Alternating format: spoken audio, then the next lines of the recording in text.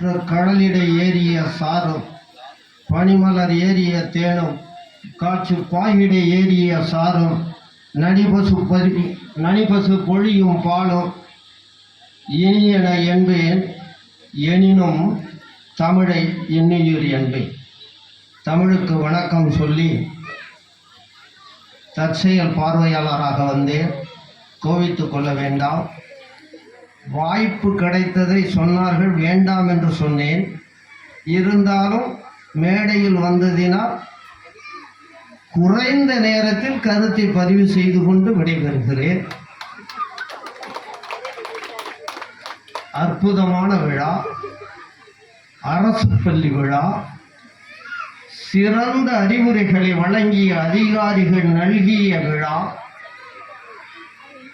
பெற்றோர்களாலும் மற்றவர்களாலும் வழங்கப்பட்ட சீர்வரிசையினால் வெற்றி பெறுகின்ற விழா,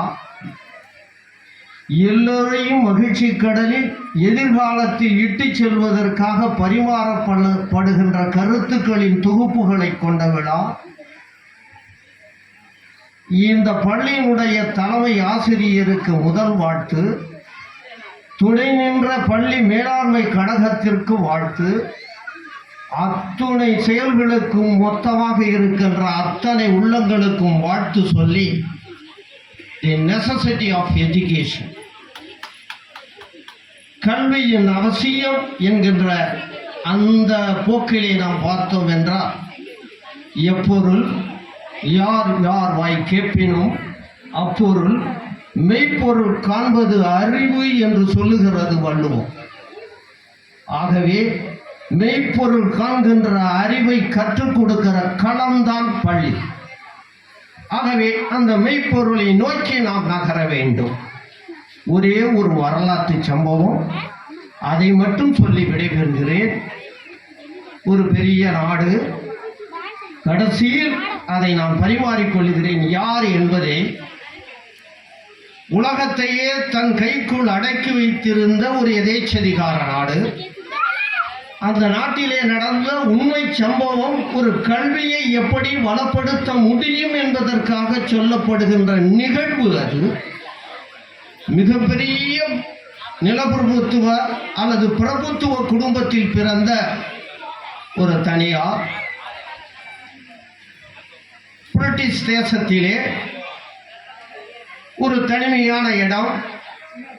அது எப்படி தெரியுமா? ஒரு 1000 ஏக்கருக்கு சொந்தமாக இருக்கிற நிலப்பகுதி, கோடிக்கணக்கான மதிப்பிலே கட்டப்பட்டிருக்கின்ற மாளிகை. அந்த மாளிகையிலே வாழுகின்றவர்கள் எப்படி வாழ்வார்கள் என்பதை பற்றி நாம் அறிந்து கொள்ள முடியும். அப்படி வாழுகின்ற குடும்பத்திலே இருக்கிறான் ஒரு சிறுவர். அவனுக்கு 12 வயசு.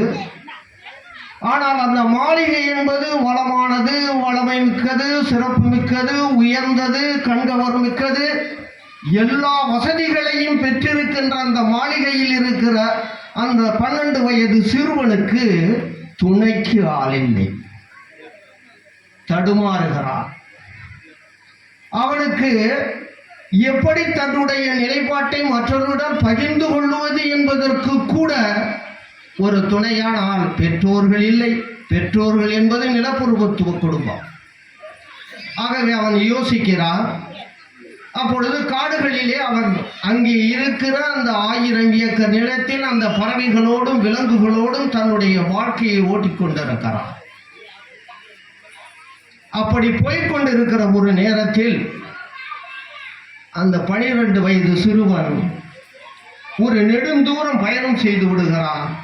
அந்த 1000 ஏக்கர் நிலங்களில் ஒரு இடத்தில் புதைகுழி இருக்கிறது. அந்த புதைகுழியை அறியாமல் அவனுக்கு உலகத்தை பற்றிய, இயற்கையை பற்றிய செய்திகள் ஒன்றும் தெரியாத காரணத்தினாலே அதுவும் மணல்வெளி என்று அதிலே போய்விடுகிறான். புதைக்குழியிலே அவன் இறங்கி விடுகிறான். உயிர் போகிறது. புதைக்குழி என்று சொன்னாலே நிமிட கணக்கிலே நம்முடைய உருவம் உள்ளே புதைந்து கடலிலே சமாதி ஆகி விடுவார்கள். கத்துகிறான், அலறுகிறான். மாளிகைக்கு கேட்குமா? மாளிகைக்கு கேட்காது. அப்பொழுது அவன் கத்திக் கொண்டிருக்கும் போது அவனுடைய மார்பளவு வரை அந்த புதைக்குழியில் இறங்கி விடுகிறான். இந்த அவல ஒளியை அந்த காட்டிலே ஆடு மாடு மேய்க்கிற பிற பகுதியைச் சேர்ந்த ஒரு வயது முதிர்ந்த ஒருத்தர் அந்த அவல ஒளியை கேட்டு இங்கே ஓடி வருகிறார். ஓடி வந்து பார்க்கும்போது அவனை காப்பாற்ற வேண்டிய நெசசிட்டி அவருக்கு ஏற்படுகிறது. அங்கிருந்த கொடிகளை எல்லாம் பிச்சு அதை கயிறு போல் திரித்து அந்த பையனிடம் அவனுடைய உடம்பிலே வளைத்து எப்படி முயற்சி எடுக்க வேண்டுமோ அப்படி ஒரு முயற்சி எடுத்து அவனை வெளியேற்றி வைத்து விடுகிறார்கள். அரண்மனையில் இருக்கிற அந்த பிரபுத்துவத்தினுடைய பையன் போனவன் காணவில்லையே என்று அலறி அடித்துக் கொண்டு எங்கும் தேடி வருகிறார்கள். கடைசியில் அந்த காட்டினுடைய ஓரப்பகுதியில் இருப்பதை அறிந்து எப்படி இவனுடைய நிலை என்று கேட்கிறார்கள். அந்த முதியவர் ஒரு 6 வயது சிறுவனுடன் இருக்கிறார்.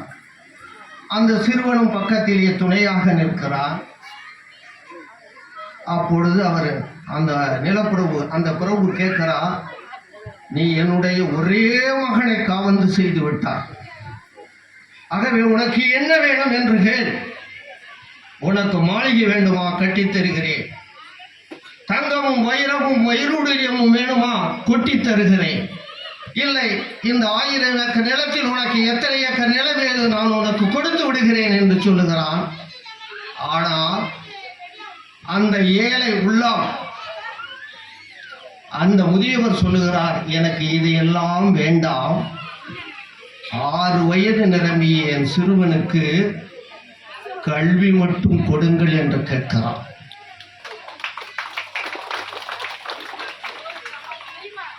கேட்டவுடன் அவன் அதிர்ந்து போகிறான். அதைதான் நீ விரும்புகிறாயா என்று மீண்டும் கேட்கிறான். ஆமாம் என்று சொல்லுகிறார். அவனை படிக்க வைக்கிறான் அந்த பிரபு. அவனும் பிரபுக்கள் படிக்கிற பள்ளியிலே சேர்த்து படிக்க வைத்து அவனும் படித்து மிகப்பெரிய ஆளாக மாறிவிடுகிறான். இந்த உதவி செய்த இந்த 12 வயது சிறுவனும் படித்து பெரியவனாகிறான்.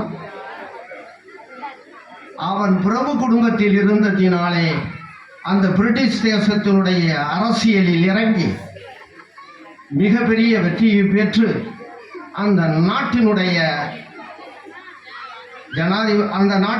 தலைவராக மாறுகிறான்.